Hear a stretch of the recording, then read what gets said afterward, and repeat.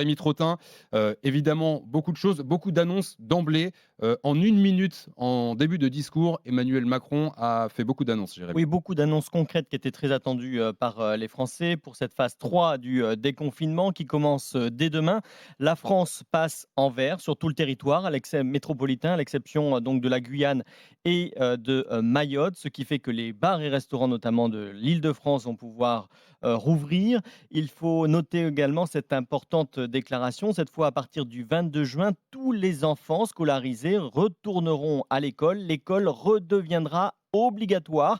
Alors bien sûr, c'est une façon de retrouver le chemin de l'école parce qu'il y a des enseignements à rattraper, de la pédagogie, mais aussi de la psychologie. Il faut absolument que les enfants retournent à l'école pour avoir l'impression que cette année est passée. Puis il y a l'aspect économique, bien sûr, qu'il ne faut pas oublier. Cela va permettre de, bien sûr, relancer l'économie plus rapidement. Les parents vont pouvoir à nouveau se reconsacrer à leur travail. Et puis il y a des annonces qui ont été faites également concernant les municipales. Elles auront bien lieu donc le 28 juin prochain.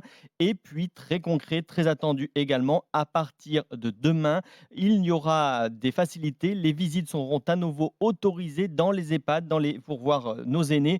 C'était une attente particulièrement importante des familles. Vous voyez, beaucoup d'annonces avant de dresser ensuite un certain nombre de projets pour les mois et même années à venir.